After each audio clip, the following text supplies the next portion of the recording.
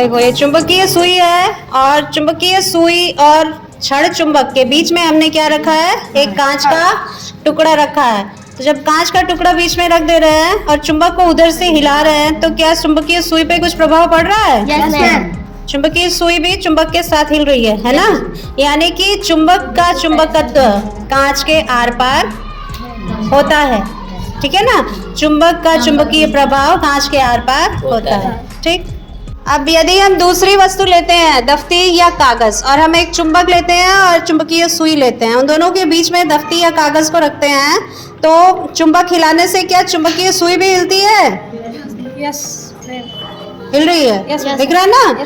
हमने देखो दफ्ती रखी है, ये ज्योमेट्री बॉक्स का एक कवर है कागज का बना हुआ, और जब इसके एक तरफ हम चुंबक को हिला रहे हैं तो दूसरी तरफ चुंबकीय सुई पे इसका प्रभाव देखने को मिल रहा है, ठीक है ना?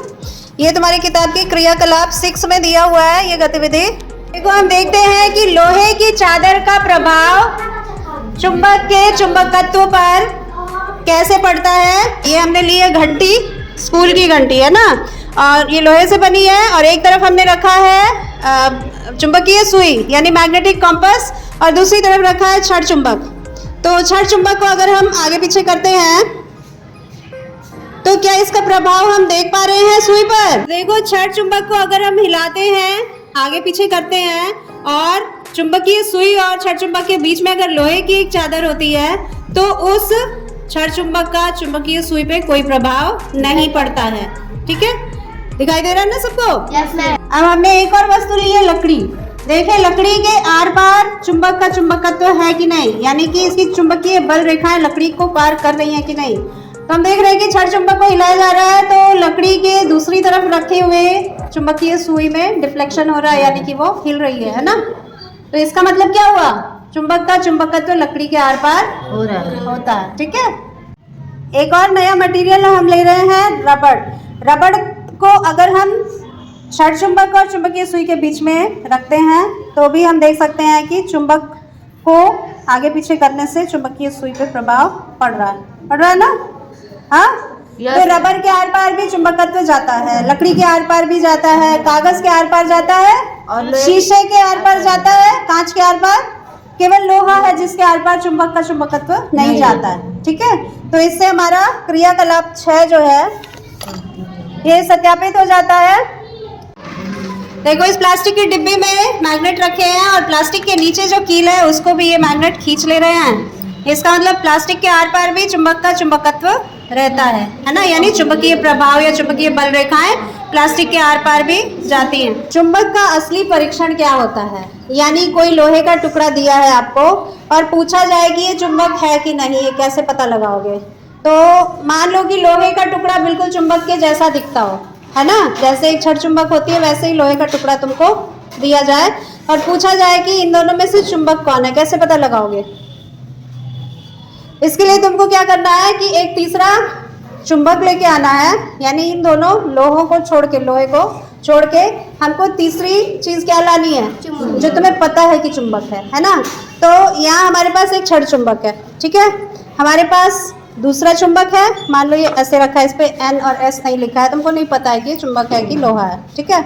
और ये तुम्हारे पास कुछ कीले हैं जो ये तो तुम जानते हो कि ये चुंबक नहीं है ना? तो तुम इन दोनों में अंतर पता लगाने के लिए कि कौन चुंबक है कौन चुंबक नहीं है, तुम एक चुंबक को पास लेके आओगे दोनों के, और दोनों चीजों के पास जब चुंबक लाओगे तो तुम बारी बारी से उस लोहे के टुकड़े के दोनों सिरों पे इस चुंबक को लेके जाओगे।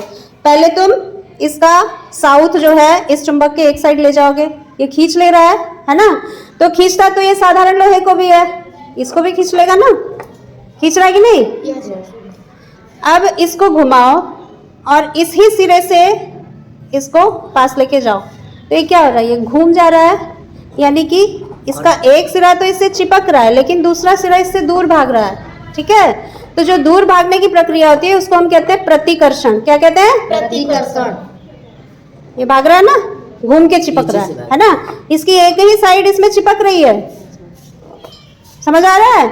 लेकिन अगर तुम साधारण लोहे के टुकड़े के पास किसी चुंबक को ले जाओगे तो चाहे तुम उसके किसी भी सिरे पे ले जाओ, इधर से भी खींचेगा और इसको घुमा दोगे तो इधर से भी खींचेगा, इधर से भी खींच ले रहा है कि नहीं? सीधा रखो, खींच रहा है ना, भगा नहीं ना रहा है उसको, धकेल नहीं रहा है। इसका मतलब साधारण लोहा जो है कभी भी किसी चुंबक से प्रतिकर्षण नहीं करता है ना, लेकिन एक चुंबक दूसरे चुंबक के साथ प्रतिकर्षण कर सकता है। कब करता है? जब उसके समान ध्रुव एक दूसरे के पास आते हैं। जैसे हम इसका साउथ रखे हैं ना यहाँ पे, हाँ, तो इस चुंबक का अगर साउथ इसके साउथ के पास जाएगा तो ये उसको नहीं खींचेगा। साउथ के पास जाएगा तो नहीं खींचेगा, कितना भी चिपकाओगे वो नहीं चिपकेगा, ठीक है। छोड़ो, जैसे छोड़ोगे वो घूम जाएगा, घूम जा रहा है ना। और कौन सा ध्रुव किसको खींचता है? उत्तर दक्षिण को खींचता है, दक्षिण उत्तर को खींचता है। और कौन प्रतिकर्षण करता है? समान ध्रुव। अगर दक्षिण को दक्षिण के सामने ले जाओगे तो वो धकेलेगा उसको, यानी प्रतिकर्षण होगा उसमें। लेकिन अगर दक्षिण को उत्तर की तरफ ले जाओगे तो वो खींच लेगा, ठीक है। वैसे ही उत्तर को उत्तर की तरफ ले जाओगे तो वो उसमें प्रतिकर्षण होगा। ये तो देखो हो रहा है ना। अब हम इसको घुमा के देखते हैं, इसकी सच में जो है समान ध्रुव जो है खींच रहे हैं कि धकेल रहे हैं। देखो असमान ध्रुव है तो चिपके हुए हैं, एस एन से चिपका है, और अभी एन को एन के पास ले जाएंगे तो वो भाग जाएगा। भाग रहा है ना, समझ आ रहा है? तो इससे क्या पता चल रहा है? समान ध्रुव प्रतिकर्षण करते हैं और असमान ध्रुव आकर्षण, ठीक है। और किसी चुंबक का असली परीक्षण किससे होता है? प्रतिकर्षण से। किससे होता है? प्रतिकर्षण। यानी दो लोहे की वस्तुएं दी है, तुमसे पूछा जाए कि इनमें से चुंबक कौन सा है, तो तुम कैसे पता लगाओगे? तीसरा चुंबक लेके आएंगे और उन दोनों वस्तुओं को बारी बारी से दोनों सिरे पर छुआ के देखेंगे। तो अगर लोहे की वस्तु दोनों ओर से चुंबक पे चिपक जाती है तो वो चुंबक नहीं है। और अगर कोई लोहे की वस्तु चुंबक के एक सिरे से चिपकती है और दूसरे सिरे से धकेली जाती है या दूर भगाई जाती है तो वो चुंबक है। समझ आ गया? ये तुम्हारी किताब में किस क्रियाकलाप में दिया है? हटो देखें। तो क्रियाकलाप 4 में दिया है कि चुंबक के समान ध्रुवों में प्रतिकर्षण और असमान ध्रुवों में आकर्षण होता है। ये तो तुमने देख ही लिया। उत्तरी ध्रुव दक्षिणी ध्रुव को खींचेगा और उत्तरी ध्रुव को दूर भगाएगा। वैसे ही दक्षिणी ध्रुव दक्षिणी ध्रुव को दूर भगाएगा और दक्षिणी ध्रुव उत्तरी ध्रुव को खींचेगा, ठीक है। देखो क्रियाकलाप 5 में ये लिखा है कि यदि किसी चुंबक को हम 2 टुकड़ों में तोड़ दें तो उसके ध्रुवों को हम अलग नहीं कर सकते। ऐसा नहीं है कि जब एक चुंबक के 2 टुकड़े हो जाएंगे तो उत्तर ध्रुव अलग हो जाएगा और दक्षिण ध्रुव अलग हो जाएगा। जो नए टुकड़े बनेंगे उसमें भी नए ध्रुव बन जाएंगे और हर टुकड़े में उत्तरी और दक्षिणी ध्रुव दोनों हो जाएगा, ठीक है। तो संयोग से हमारा ये हॉर्स शू मैग्नेट है, इसको कहते हैं नाल चुंबक। हमारा नाल चुंबक गिर के टूट गया है, ठीक है। अब हम चेक करते हैं कि इसके जितने टुकड़े हुए हैं, 3 टुकड़े हो गए हैं, तीनों टुकड़ों में उत्तर और दक्षिण ध्रुव बन गया है कि नहीं। इसको हम कैसे चेक करेंगे? इसके पास हम हर टुकड़े के पास हम एक दूसरा छड़ चुंबक लेके आएंगे और देखेंगे कि इसका एक सिरा आकर्षित होता है तो दूसरा सिरा जो है वो प्रतिकर्षित होता है कि नहीं, ठीक है। तो अब इसमें से एक टुकड़ा लो तुम शाबुद्दीन और इसके पास वो लाल वाला जो छड़ चुंबक है वो लेके आओ, यहाँ रखो। इस टुकड़े को यहाँ रखो, अरे इसको यहाँ रखो, ठीक है। अब देखो इसका एक सिरा, ये जो छड़ चुंबक है ना, उसमें एन और एस लिखा हुआ है, उसको इस टुकड़े के पास लेके आओ, एक सिरे पे लेके आओ। खींच रहा है, अब इसको घुमाओ, इस टुकड़े को घुमाओ। दूसरा सिरा क्या खींच रहा है? नहीं खींच रहा है। इसका मतलब क्या हुआ? जो टुकड़ा टूटा है ना उसमें इस तरफ क्या बन गया है? साउथ पोल बन गया है। यहाँ नॉर्थ पोल था और यहाँ बन गया है साउथ पोल। तो जब साउथ पोल इसके साउथ पोल के पास जा रहा है तो ये इसको धकेल रहा है, इसको आकर्षित नहीं कर रहा है, प्रतिकर्षित कर रहा है। एक बार और घुमा के दिखाओ। एक सिरे पे खींचेगा और दूसरे सिरे पे ये इसको धकेलेगा, ठीक है। इसी तरह से दूसरा टुकड़ा ले लो, ये छोटा वाला टुकड़ा, इसमें भी दोनों सिरे पे तुम छड़ चुंबक लगा के देखो कौन सा सिरा खींच रहा है, कौन सा धकेल रहा है। ये धकेल रहा है, ये नहीं खींच रहा है। इधर से देखो, ये खींच ले रहा है ना। दूसरा वाला नहीं खींच रहा है ना। फिर से एक बार घुमाओ, चेक करो। एक सिरा नहीं खींच रहा है ना, और दूसरा सिरा खींच ले रहा है, ठीक है। अब तीसरे पार्ट को चेक करो, ये वाला नहीं किया ना, इसमें भी चेक करो, एक तरफ से धकेल रहा है यानी प्रतिकर्षण कर रहा है और दूसरी तरफ रखो, दूसरी तरफ में आकर्षण है, खींच रहा है ना। समझ आ रहा है ना। अब आपके पाठ में ये दिया है कि पृथ्वी का चुंबक की भांति व्यवहार, यानी हमारी पृथ्वी भी चुंबक की तरह व्यवहार करती है। इसका पता लगाने के लिए हम एक क्षण चुंबक लेते हैं और इसको हम ठीक बीच से एक धागे से बांध देते हैं और इसको स्वतंत्र रूप से लटकाएंगे ऐसी जगह जहां आसपास ना कोई चुंबक हो ना चुंबकीय सुई हो। यहाँ तो पास में चुंबक है इसलिए लगातार घूम रहा है, तुम इधर लेके आओ जहाँ कोई चुंबक नहीं है, इधर लाओ। बस अब इसको थोड़ी देर के लिए स्थिर छोड़ देना है, ठीक है। जब हम इसको स्थिर छोड़ देते हैं, बिल्कुल हिलाएंगे नहीं, तो धीरे धीरे इस क्षण चुंबक का जो उत्तर है वो हमारी उत्तर दिशा, जो धरती पे जो उत्तर दिशा है, ज्योग्राफिकल नॉर्थ जिसको कहते हैं, उस दिशा में अलाइन कर लेता है और इसका जो दक्षिणी ध्रुव है वो दक्षिण दिशा की ओर आ जाता है। देखो इस चुंबक को हमने बीच में बांधा है एक धागे से और इस धागे को हमने कुर्सी के हैंडल पे बांध दिया है और इसको डिस्टर्ब नहीं कर रहे हैं। तो कुछ देर के बाद ये क्षण चुंबक अपने आप को उत्तर दक्षिण दिशा में स्थिर कर लेता है। देखिए जब हम इसको स्थिर कर देते हैं एकदम, तो इस चुंबक का जो उत्तर है वो उत्तर दिशा की तरफ हो जा रहा है और इसका दक्षिण दिशा की तरफ हो जा रहा है। चुंबक के आसपास चुंबकीय प्रभाव को जानने के लिए हम चुंबकीय सुई का प्रयोग करते हैं और इससे हमें यह भी पता चलता है कि चुंबकीय बल रेखाएं किसी चुंबक के किस ध्रुव से बाहर निकलती हैं और किस ध्रुव में प्रवेश करती हैं। चुंबकीय प्रभाव एवं क्षेत्र जानने के लिए हम एक चुंबकीय सुई लेंगे और एक क्षण चुंबक लेंगे इस तरह से। इस चुंबकीय सुई में जिस तरफ ब्राउन कलर किया हुआ है वो उत्तर दिखाती है और काला साइड जो है इसका दक्षिण दिखाता है।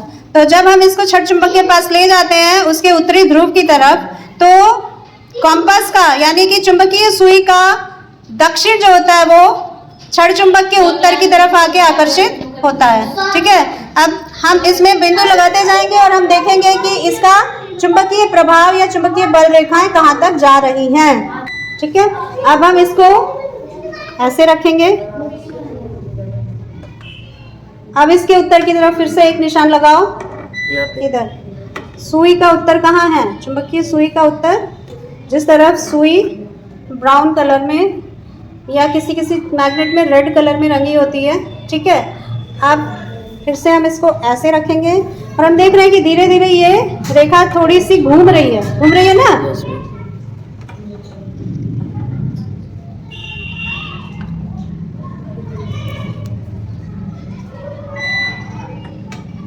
तो ये टेबल के बाहर चला जाएगा, ठीक है। अब हम क्षण चुंबक की दूसरी तरफ इसको रख के देखते हैं। हम देख रहे हैं कि इस चुंबकीय सुई का जो उत्तर है ये क्षण चुंबक के दक्षिणी ध्रुव में प्रवेश कर रहा है, यानी कि उसकी तरफ जा रहा है, ठीक है ना। हाँ, इस तरफ निशान लगाओ।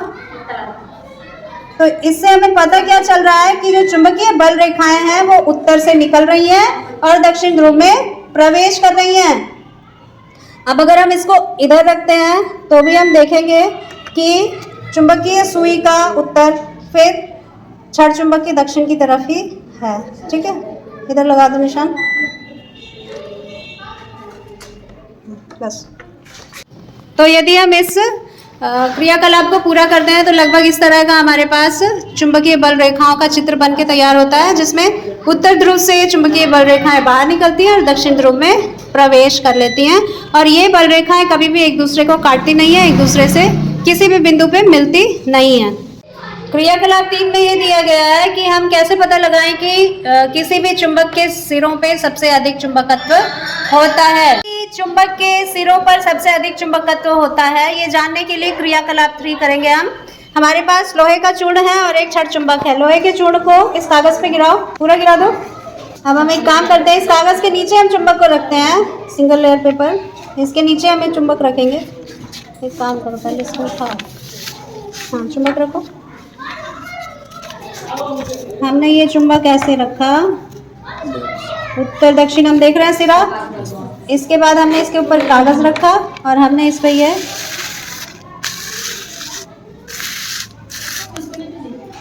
कागज के नीचे चुंबक रख के जब कागज के ऊपर हम लोहे का चूर्ण डालते हैं और उससे थोड़ा सा या तो टैप कर देते हैं, ऐसे ऐसे करके करो, टैप करो उस तरफ से भी, तो हम देखते हैं कि सबसे ज्यादा जो लोहे का चूर्ण है चुंबक के ध्रुवों पर चिपक रहा है, यानी कि इस बिंदु पे और इस बिंदु पे, ठीक है। और इसके बीच के हिस्से में बहुत कम लोहे का चूर्ण चिपक रहा है और एक निश्चित पैटर्न बन रहा है जिसमें ये चुंबकीय बल रेखाएं हमको दिखाई दे रही हैं, कुछ इस तरह से दिख रही है ना। देखो बन गया ना उसी तरह से। दोनों ध्रुवों पे खूब सारे लोहे के चूर्ण चिपके हुए हैं और ये ऐसा लग रहा है जैसे गोलाई में एक ध्रुव से दूसरी ध्रुव की तरफ जा रहे हैं और ये कहीं भी एक दूसरे को काट नहीं रहे हैं। इसको रख दो, बस रख दो वहाँ पे। हाँ दिख रहा है ना कैसे ये दोनों ध्रुवों पे जो है सारे लोहे के चूर्ण चिपक गए हैं और बीच में उतने नहीं दिखाई दे रहे हैं। तो इससे स्पष्ट होता है कि किसी भी चुंबक का चुंबकत्व ध्रुवों पर या सिरों पर सबसे अधिक होता है। चुंबक के रख रखाव का तरीका बताया है यहाँ पे। हम क्या करते हैं, एक प्लास्टिक का डिब्बा लेते हैं या कागज का भी हो सकता है, दफ्ती का भी हो सकता है। 2 छड़ चुंबक अगर हमको इसमें रखने हैं तो इस तरह से रखना है कि एक छड़ चुंबक का उत्तर दूसरे छड़ चुंबक के दक्षिण के पास हो, ठीक है, इस तरह से। और इसके बीच में ये हमने एक प्लास्टिक रखा हुआ है और इसके दोनों सिरों को हमें सॉफ्ट आयरन से या नरम लोहे की चादर से कवर कर देना है इस तरह से, ठीक है। इस तरह से रखने से इस चुंबक का चुंबकत्व जल्दी नष्ट नहीं होता है या समाप्त नहीं होता। और सावधानियां जो हमको बरतनी हैं उसमें है चुंबक को ना पीटें, ना ठोकें और ना ही ऊंचाई से ज़मीन पर गिराएं। गिरने से यह टूट जाएगा और इसका चुंबकत्व भी कम हो जाता है। चुंबक को गर्म नहीं करना चाहिए, गर्म करने से भी इसका चुंबकीय प्रभाव कम हो जाता है। और पास पास रखे चुंबकों के समान ध्रुवों को साथ साथ नहीं रखना चाहिए।